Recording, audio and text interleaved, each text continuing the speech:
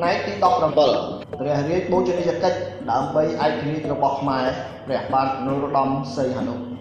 នៅពេលដែលគណៈបកប្រជាធិបតេយ្យកំពុងដើរតួនាទីយ៉ាងសំខាន់នៅក្នុងឆាកនយោបាយខ្មែរនៅចុងទសវត្សរ៍40និងនៅដើមទសវត្សរ៍50និស្សិតខ្មែរនៅទីក្រុងប៉ារីសទោះជាអ្នកមាននិន្នាការស្ដាំឬឆ្វេងក្តីគេនាំគ្នាគាំទ្រគណៈបកប្រជាធិបតេយ្យយ៉ាងសកម្ម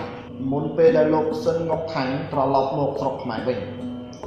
នៅខែតុលាឆ្នាំ1951និស្សិតខ្មែរទាំងនោះតែងតែនាំគ្នាទៅសួរសុខទុក្ខលោកស៊ិន ង៉ុកថាញ់ដែលជាប់ឃុំឃាំងនៅប៉ូឆេជារឿយៗបញ្ហាដែលចោទឡើងនៅពេលនោះគឺការទាមទារឯករាជ្យប៉ុន្តែការស្វែងគំនិតគ្នារវាងនិស្សិតឆ្វេងនិយមនិងនិស្សិតស្ដាំនិយមក៏ស្ដែងឡើងនៅពេលនោះដែរអ្នកប្រកាន់ឆ្វេងយល់ថាការទាមទារឯករាជ្យត្រូវប្រព្រឹត្តទៅតាមផ្លូវអាវុធដោយមានការគាំទ្រពីប្រជាកសិកររីឯអ្នកប្រកាន់ស្ដាំវិញគេមានការស្ទាក់ស្ទើរទោះបីគេមាននិន្នាការស្ដាំឬឆ្វេងក្តីនិស្សិតខ្មែរភាគច្រើននៅសម័យឆ្នាំ50នោះ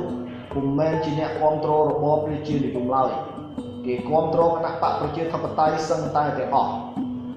នៅពេលដែលលោកស៊ិន ង៉ុកថាញ់ត្រឡប់មកកម្ពុជាវិញហើយរត់ចូលព្រៃបង្កទ័ពឥស្សរៈជាមួយលោកអ៊ីវស៊ីជូ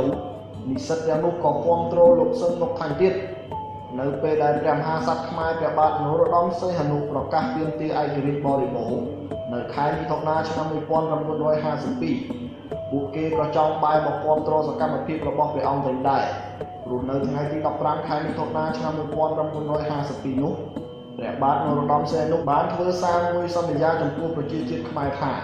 ព្រះអង្គនឹងទាមទារឯករាជ្យបរិបូរណ៍ពីបារាំងឲ្យទាល់តែបានសម្រេចប៉ុន្តែដោយព្រះមហាក្សត្រទម្លាក់រដ្ឋាភិបាលប្រជាធិបតេយ្យរបស់លោកស៊ុយកុនថុលហើយរំលាយរដ្ឋសភាចោលនៅក្នុងពេលជាមួយគ្នាផងដែរបណ្ដានិស្សិតខ្មែរនៅបារាំងមានការខកចិត្តយ៉ាងខ្លាំងជាពិសេសនៅពេលដែលព្រះមហាក្សត្រខ្មែរក្តាប់យកអំណាចទាំងអស់ហើយតែងតាំងរដ្ឋាភិបាលមួយដ៏ផ្ទាល់ព្រះអង្គតែម្ដងនៅថ្ងៃទី6ខែកក្កដាឆ្នាំ1952ដល់ដែរនោះសមាគមនិស្សិតខ្មែរAEKក្រោមការដឹកនាំរបស់លោកហ៊ូយុនបានផ្ញើសារលិខិតមួយទៅព្រះមហាក្សត្រតែម្ដង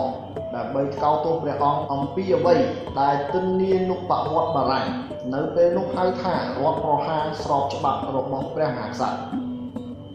នៅដើមឆ្នាំបន្ទាប់មកគឺនៅថ្ងៃទី14ខែមករាឆ្នាំ1953សមាជិកសមាគមនិស្សិតខ្មែរAEKម្នាក់គឺសាឡុតស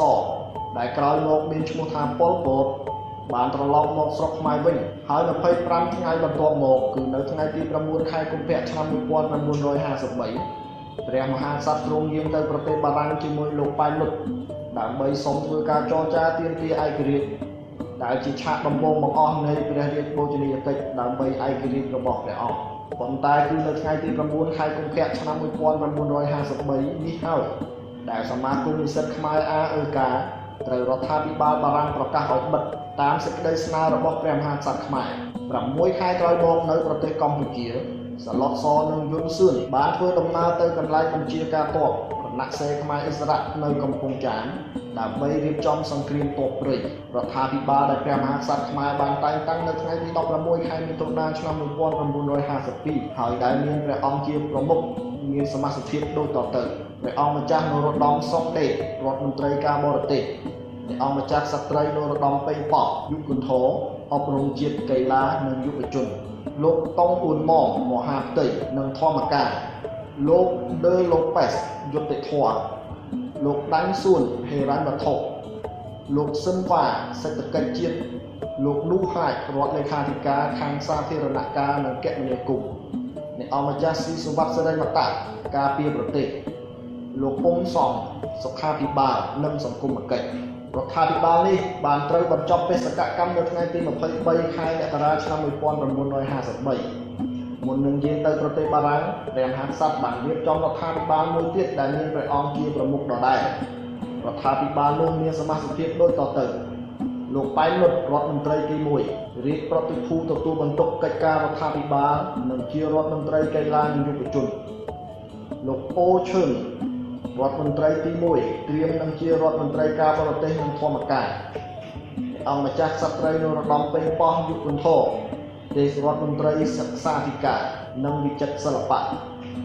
អង្គម្ចាស់ស៊ីសុវត្ថិសេរីមតៈរដ្ឋមន្ត្រីការពារប្រទេសប្រៃសណីនិងទូរគមនាគមន៍លោកតុងអ៊ុនម៉ងយុទ្ធធរលោកសឹមវ៉ាសេដ្ឋកិច្ចនិងសាធារណការលោកដៃសួងហេរញ្ញវត្ថុលោកប្រាក់សារិនមហាផ្ទៃនិងស្វ័យការពារលោកសំសុងហ្វេណង់ដេកសុខាភិបាលសង្គមគិច្ចនិងការងារគឺនៅពេលដែលព្រះអង្គដឹកនាំរដ្ឋាភិបាលនេះហើយតែព្រះមហាក្សត្រព្រះបាទនរោត្តមសីហនុចាប់ផ្ដើមធ្វើព្រះរាជបូជនីយកិច្ចដើម្បីឯករាជ្យនៅខែកុម្ភៈឆ្នាំ1953ព្រះអង្គយាងទៅប្រទេសបារាំងជាមួយលោកប៉ែននុតក្នុងគោលដៅមួយយ៉ាងច្បាស់គឺធ្វើការចរចាជាមួយអ្នកដឹកនាំបារាំងដើម្បីទាមទារឯករាជ្យបរិបូរណ៍សូមបញ្ជាក់ផងដែរថាអ្នកដែលបានធ្វើវិភាគទានមួយផ្នែកធំក្នុងការរៀបចំសំណុំរឿងដ៏ស្មុគស្មាញនេះគឺលោកសំសារីដែលជាឪពុករបស់លោកសំរងស៊ីលោកសំសារីដែលត្រូវតែងតាំងជារដ្ឋមន្ត្រីអប់រំនិងទទួលបន្ទុកខាងសន្តិសុខនៅក្នុងរដ្ឋាភិបាលរបស់ព្រះរាជាពីខែកក្កដាឆ្នាំ1953ដល់ថ្ងៃ22ខែវិច្ឆិកាឆ្នាំដដែលជាបញ្ញវន្តខ្មែរម្នាក់ដ៏សំខាន់ដែលបានប្រើទេពកោសល្យរបស់ខ្លួនយ៉ាងពេញទំហឹងដើម្បីបុព្វហេតុឯករាជ្យខ្មែរជាពិសេសក្នុងការចរចាកិច្ចព្រមព្រៀងទីក្រុងហ្សឺណែវឆ្នាំ1954ដើម្បីផ្ដាច់ពួកវៀតមិញចេញពីចលនាអិសរាជខ្មែរនៅពេលដែលព្រះអង្គយាងទៅដល់ប្រទេសបារាំងព្រះមហាក្សត្រខ្មែរទៅគង់នៅឡាណាពូលដែលនៅទីនោះព្រះអង្គទ្រង់ព្រះនិពន្ធលិខិតមួយយ៉ាងវែងស្ដីពីឯករាជ្យបរិបូរណ៍របស់ខ្មែរញ៉ាំចំពោះទៅលោកវ៉ាងសង់អូរីយ៉ូប្រធានាធិបតីបារាំងដោយលោកអូរីយ៉ូពុំបានឆ្លើយនឹងលិខិតជាប្រវត្តិសាស្ត្រចុះថ្ងៃទី5ខែមិនិនាឆ្នាំ1953នោះព្រះអង្គក៏ទ្រង់និពន្ធលិខិតជាច្រើនទៀត